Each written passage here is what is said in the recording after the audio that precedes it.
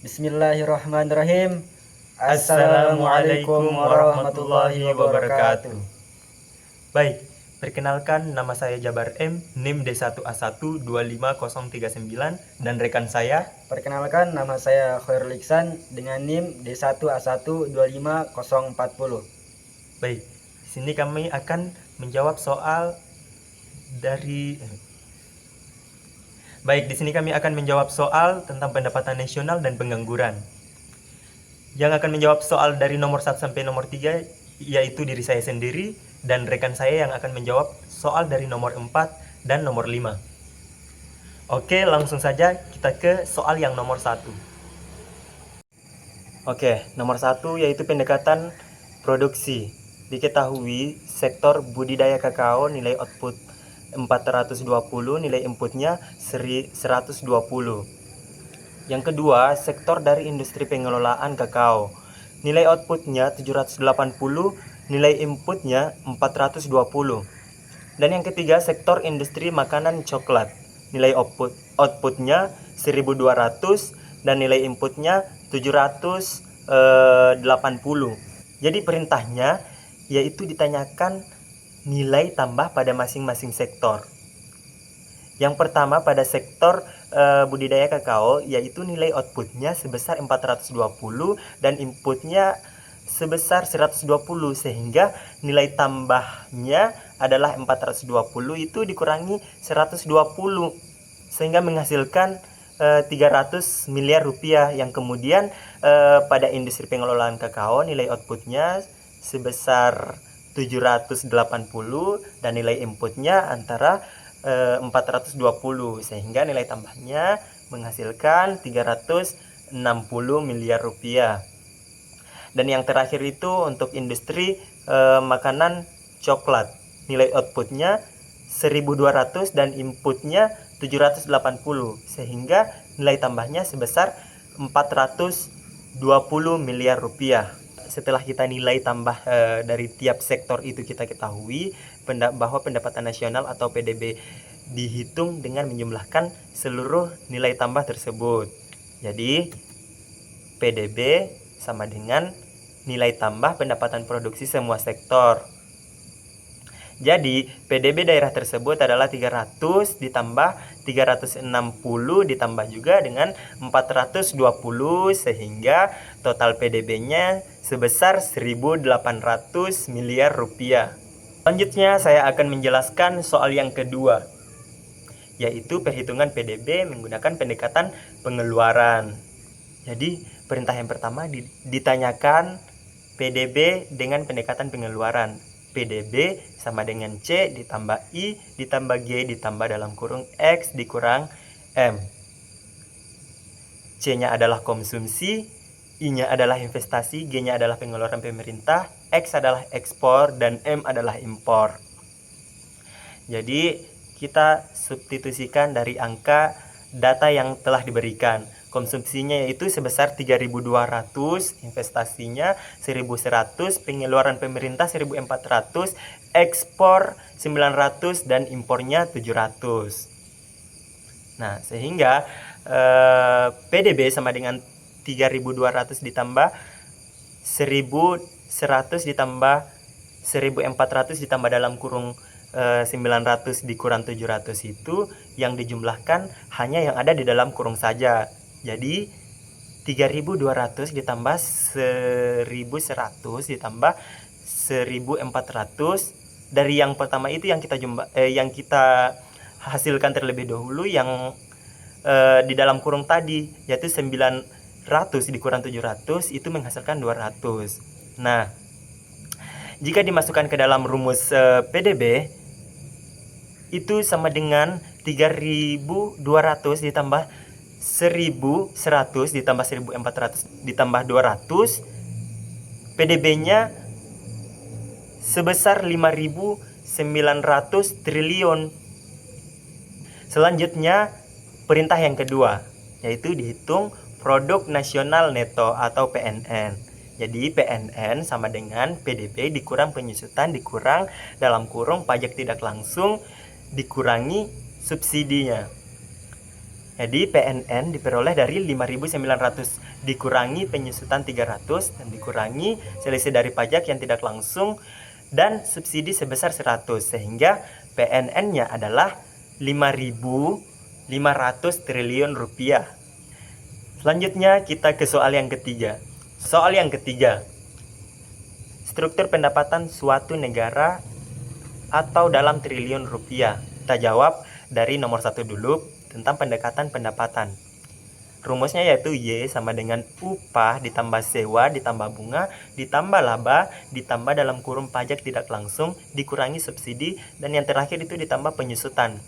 Substitusi dari pendapatannya, Y sama dengan 2.800 ditambah 400 ditambah 350 ditambah 900 ditambah 300 dikurang 200 ditambah 250.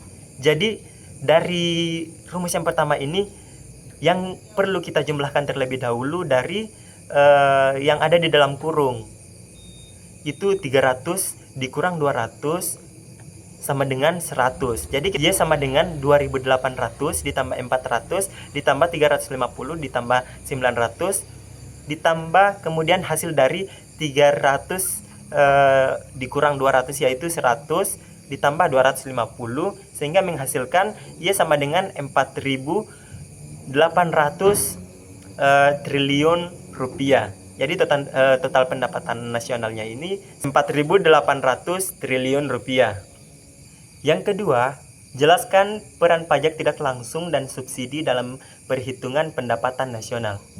Jadi di sini penjelasan pajak dan subsidinya itu, pajak itu tidak langsung dikurangkan karena bukan pendapatan yang diterima langsung oleh faktor produksi. Sedangkan subsidi itu ditambahkan karena meningkatnya pendapatan dari produsen.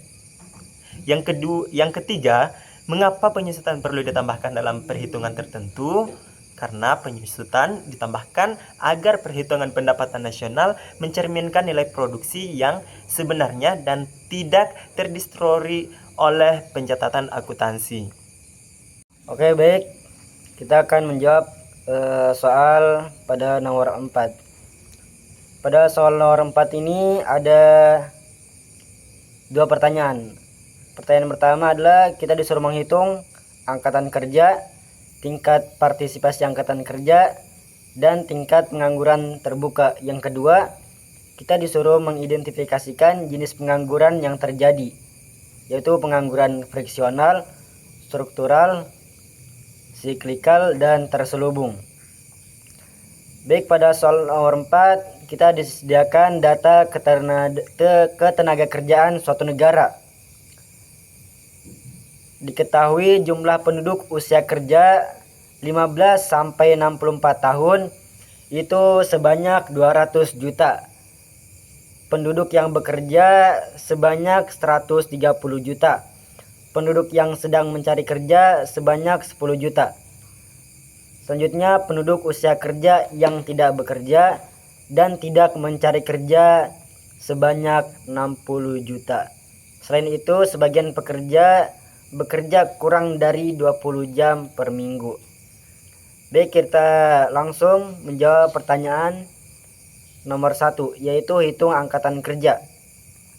Diketahui di sini rumus angkatan kerja adalah angkatan kerja sama dengan bekerja tambah mencari kerja. Karena sudah ada datanya, kita langsung hitung. Angkatan kerja sama dengan 130 tambah 10. Ini kita jumlahkan, menghasilkan 140 juta angkatan kerja. Lanjut, tingkat partisipasi angkatan kerja atau TPAK. Rumusnya itu TPAK sama dengan angkatan kerja per penduduk usia kerja dikali 100%. Di data ini angkatan kerja sebanyak 140 dan penduduk usia kerja sebanyak 200. Nah, itu dikalikan 100%. Langkah awal kita bagi dulu 140 bagi 200 menghasilkan 0,7. Nah, baru kita kalikan 100%. Nah, setelah kita kalikan hasilnya adalah 70%. Maka tingkat partisipasi angkatan kerja itu sebesar 70%. Selanjutnya, tingkat pengangguran terbuka atau TPT. Diketahui rumusnya adalah TPT sama dengan mencari kerja per angkatan kerja dikali 100%. TPT sama dengan 10 per 140 kali 100%. 10 dibagi 140 menghasilkan 0,07714. Yang mana itu kita kalikan dengan 100%, menghasilkan 7,14%. Selanjutnya kita melangkah ke pertanyaan nomor 2 pada soal nomor 4, yaitu identifikasikan jenis pengangguran yang terjadi. Itu friksional, struktural, siklikal, dan terselubung. Jadi pengangguran friksional terjadi ketika seseorang menganggur sementara waktu karena sedang berpindah pekerjaan, baru lulus, atau mencari pekerjaan yang lebih sesuai dengan keahlian dan preferensinya. Pengangguran ini bersifat jangka pendek dan wajar dalam perekonomian yang dinamis. Pengangguran struktural muncul akibat perubahan struktur ekonomi, seperti perkembangan teknologi atau pergeseran sektor produksi, sehingga keterampilan tenaga kerja tidak lagi sesuai dengan kebutuhan pasar kerja. Nah, ini mengakibatkan meskipun lapangan kerja tersedia, tenaga kerja tetap menganggur karena mismatch keahlian atau tidak sesuai keahlian. Selanjutnya, pengangguran siklikal terjadi karena penurunan aktivitas ekonomi secara keseluruhan. Misalnya, saat resesi atau krisis ekonomi, pada kondisi ini permintaan barang dan jasa menurun, produksi berkurang, dan perusahaan melakukan pengurangan tenaga kerja atau yang sering kita dengar adalah PHK. Selanjutnya, pengangguran terselubung. Pengangguran terselubung terjadi ketika jumlah tenaga kerja yang digunakan melebihi kebutuhan produksi. Jadi kita kelebihan tenaga kerja daripada lapangan pekerja, begitulah. Sehingga produktivitas tenaga kerja menjadi sangat rendah. Nah, ini umum terjadi di sektor pertanian tradisional, di mana sebagian tenaga kerja dikurangi dan tingkat produksi tidak mengalami penurunan yang berarti. Selanjutnya kita lanjut ke soal nomor 5. Dan ini soal terakhir, yaitu pertanyaannya adalah jelaskan hubungan antara pendapatan nasional dan tingkat pengangguran berdasarkan kasus di atas, yaitu kasus pada nomor 4. Baik, kita akan menjawab. Jadi hubungan antara pendapatan nasional dan tingkat pengangguran bersifat berbanding terbalik. Ketika pendapatan nasional meningkat, maka kegiatan produksi juga meningkat, sehingga permintaan terhadap tenaga kerja bertambah dan tingkat pengangguran cenderung menurun. Nah, sebaliknya, ketika pendapatan nasional menurun, produksi berkurang, perusahaan mengurangi tenaga kerja, dan tingkat pengangguran menjadi meningkat karena pekerja-pekerja dipecat oleh bos-bos dari perusahaan tersebut.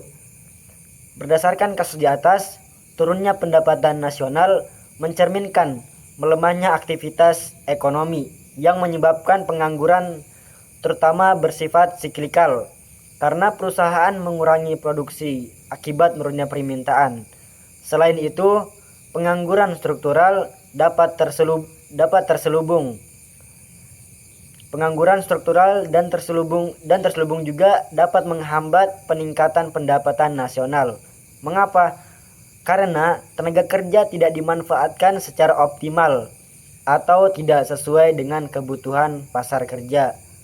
Dengan demikian, semakin tinggi pengangguran, maka semakin kecil kontribusi tenaga kerja terhadap proses produksi, sehingga pendapatan nasional menjadi lebih rendah.